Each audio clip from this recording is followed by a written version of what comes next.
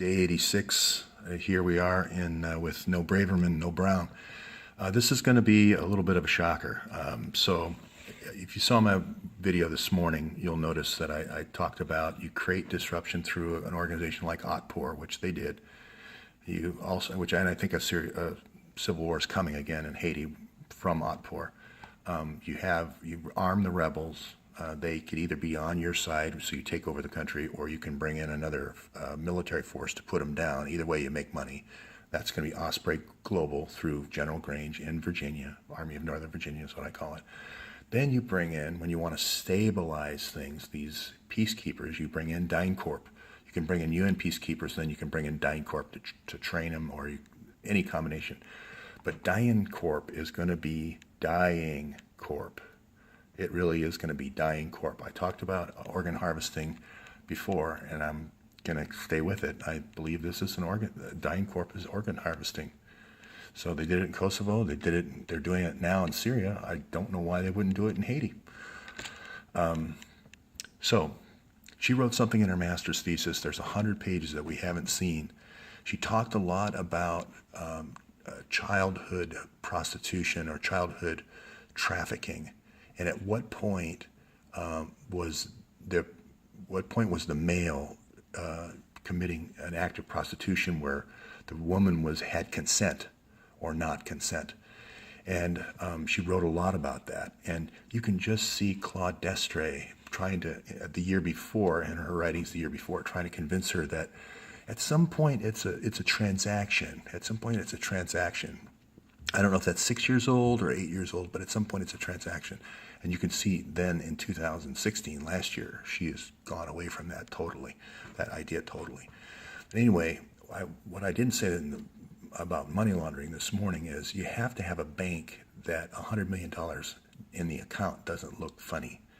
So that's why World Bank was used as the laundering bank. And then you get it in there into that account, and then you move it as quickly as you can, and you shard it out all over the British Virgin Islands and Caymans as quickly as possible, because you don't want people seeing any unusual transactions, and you want it to go out in different times, different amounts, all that sort of thing, so it doesn't look like, $100 million going to 10 different accounts, $10 million at one time. But you want to move it out at the end of the day so you're zero balance in that account at the end of the day, because otherwise it'll fill up.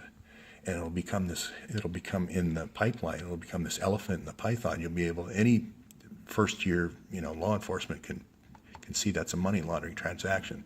So this is what they did in Arkansas. But it's going to be on a daily basis. I figure it's going to be about 2 months for them to clear that $6 billion. $6 billion, some people say 7.1 billion. We don't know.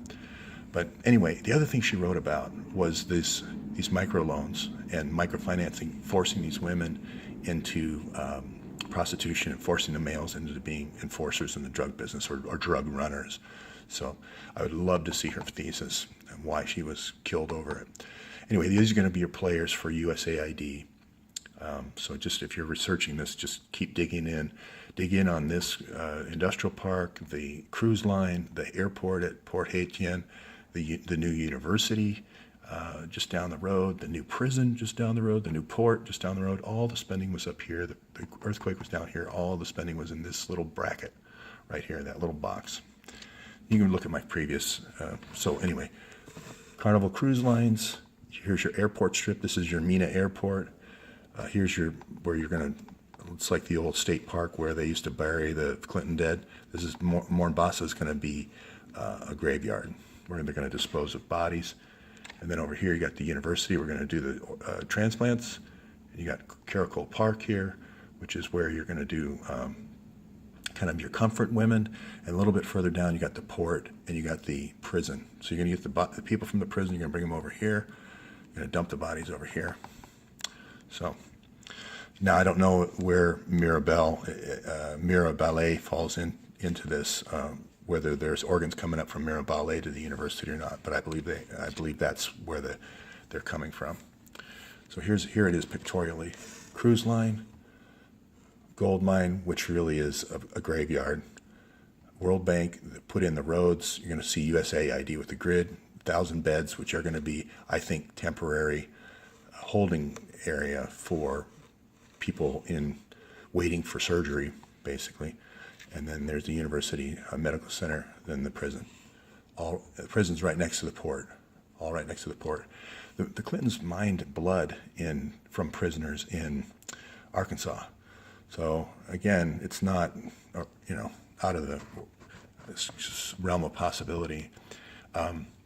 One thing I didn't have on the previous slide is this Rajiv Shah. Bill Clinton becomes the UN ambassador to Haiti 6 months before the earthquake. This kind of supports my PNE theory. If you go back and look at for peaceful nuclear explosion, how the Russians used it to explore for gas and oil, which is going to be right along here. But he becomes the head of USAID at the age of 37, 5 days before the earthquake. The only way you could get that kind of timing is when you know what's going to happen. Anyway. It's funny that the timing here is so obvious, but anyway, I'm getting hacked, by the way, and this was a slide that got hacked. They did not like this slide. Whoever it was just did not like this slide. Anyway, I've added some names here. I added Rajiv Shah because I think he's going to be. I think the three biggies for all these emails for the 650,000 emails on Huma's server, the 19 people from the State Department that were redacted. I think they're going to be Benghazi related, Libya related, obviously, Syria related, Turkey related, and Haiti. Those are going to be the biggies. There's going to be some Honduras for the coup there. There's probably going to be others, but I think those are going to be the biggies where they had to go to Gmail. Oh, and Iran. Iran's going to be the other biggie. So the couple of people I added what I did was I added the things that they probably were talking about. So Hillary and Huma, we know about the Silsby emails. Philippe is going to be the Epstein emails. Hastings, Michael Hastings, Paul Walker. Nidus is going to be the LA donors, mainly Justra, Slim, Skoll. Shapiro is going to be talking about the DTC. This is the arms planning, Stingers and Sarin. Jeremy Bash emails to Virginia Mosley. I'm thinking yes. Jake Sullivan, Osprey Global. Pagliano is going to be server backup emails. Cheryl Mills is going to be SAE and Haiti, Caracol type emails. These are all kind of like big projects. Like I said, Kerry with Iran hostage. Kennedy's going to be the quid pro quo emails, trading more agents with the FBI for quashing investigations. Susan Rice, like I said, Benghazi. Samantha Power, UN speeches. Bob Kovac is a new guy that I forgot in the State Department. Mr. Oil, Bob Kovac from the State Department. I can't believe I missed him. And then others have mentioned Monica Hanley and Nora Toiv. A lot of times people will use their secretary to send the smoking gun emails, like Hillary uses poor Jake Sullivan. And a lot of these folks down here are being used as, hey, okay, send this out, or the maid, Hillary used the maid to send a lot of confidential information. And then Joe Wilson, I never mentioned this before, I mentioned Valerie Plame was a knock, but the first knock, these are economic spies, was Joe Wilson. And I'm just wondering if he's still a covert officer. Now, I know he did he got a lot of contracts through USAID through Symbian. Symbian is going to be the one who's doing the electrical grid type stuff. So he's kind of more the, that Confessions of an Economic Hitman type. They used to do grid loads for the State Department. So I don't know if that's what he's doing or not. But I still think he's an economic spy because he's in Sudan and he had a lot of emails back and forth to Hillary. So that's fun speculation, but I don't have any proof of that yet. Here's where we have to come up with 650,000 emails, because if they're harvesting organs out of those prisoners and they have a port right next to where the prison is, this could be like the Guantanamo for the world. I mean, an oil shipment could come in.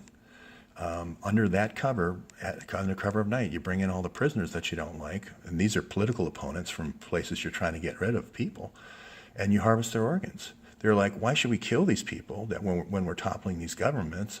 Let's harvest their organs. And this is where the spirit cooking thing comes in, because what the spirit cooking thing is, they go for the heart first and all that.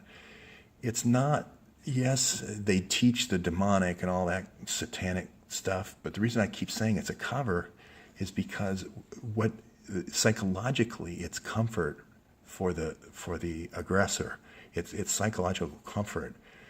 They know it's wrong to take somebody's heart out, but they try to create this, what they call a revenge motive. So they convince the people that are doing that they're getting revenge against you for something. So they're doing something called bad jacketing you. The FBI is famous for this. Basically, I take McCabe's suit off here and I put Nazi. I put a Nazi jacket on him. This I can write an anonymous letter. I can send an anonymous email. I can talk to a neighbor. There's a million different ways you can bad jacket somebody. But then the person over here who doesn't know any better goes, oh, he's a child molester. Oh, he's a rapist. Oh, whatever. This is what DynCorp's doing. Okay, you're targeting people. You're targeting people like this who are speaking out and saying there's a great wrong here. And I predict, I don't want to be the bearer of bad news, but Sansarik here, you better watch out. I think he's going to be going to the hospital in Mira Baile, and he's going to have a spirit cook if he doesn't watch it.